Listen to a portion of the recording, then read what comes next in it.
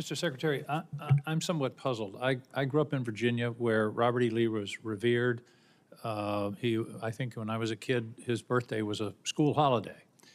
But as I grew older and learned more about American history, I learned that he fit the classic definition of a traitor. He took up arms against his country. He broke his oath as a member of the United States Army, which he took upon entering his career at West Point. Why are you going through these incredible gymnastics, finding current soldiers or other soldiers to rename? And you slipped a minute ago. You said we're returning these bases to their original names. Robert E. Lee, leading general of the Confederacy, Pickett, the other names. Why are you doing this? I don't understand what the motivation is to rename bases for people who took up arms against their country on behalf of slavery.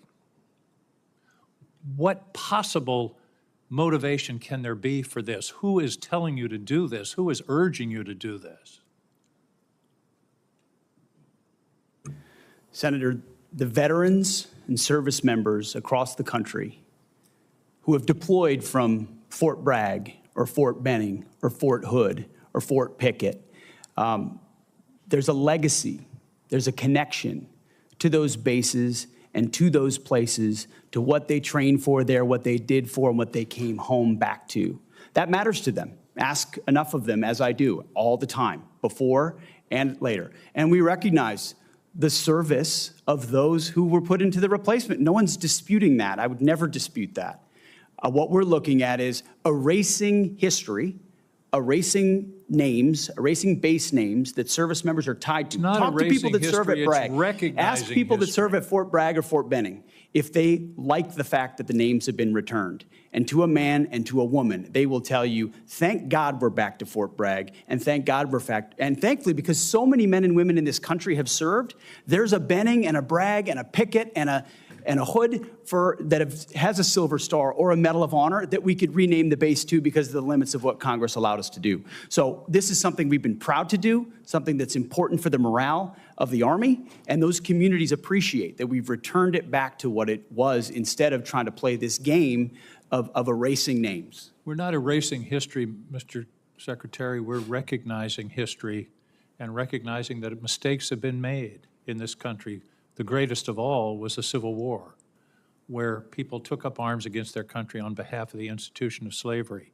And to continue the practice of recognizing those people and honoring them by the naming of these bases is, I believe, an insult to the people of the United States. Let me talk about the budget.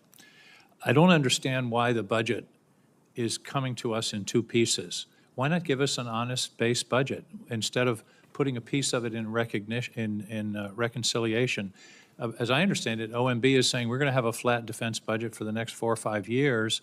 Are we planning reconciliation every year from now on? Why not give us an honest budget telling us what your priorities are, and then we can consider it. This committee always works in a bipartisan basis on a defense budget. We all want to see some increases in the defense budget, and yet you're giving us this, this fake, here's a piece of the budget, here's another. You're cutting, in the base budget, you're cutting shipbuilding in half and saying, well, we're going to make it up in reconciliation. Are we going to have reconciliation every year, which basically, by the way, puts a significant part, 10 or 15% of the defense budget in an wholly partisan decision-making process, whereas in the history of this committee, it's always been bipartisan. Why are we doing it this way? Senator, from our view, the budget number 961 meets the requirements and threats that we face. And that's not the number. The number is 892.6. You're adding reconciliation. That's my whole point. Why not give us a base budget of 961 or whatever the right number is, what you consider the right number, and then we can operate and make our decisions. Why do it in this bifurcated way that really is fooling the American people about what the defense budget is? We're not trying to fool anybody, sir. It's 2 bills, 1 budget. We're working with OMB, and we feel very comfortable with the number of $961 billion. Why don't you give us a straight-up budget for the Defense Department? That's my question. Senator, this is a straight-up budget for the Defense Department, and it's a It is 13% not. increase over what Joe Biden It is a gave us. two-part defense budget. Part of it is in reconciliation instead of in the budget that's being presented to this committee. This committee only has a partial review of the budget. I don't understand why we can't have an honest, straightforward budget instead of this son of Oko that you're putting over on us. Thank you, Mr. Chairman.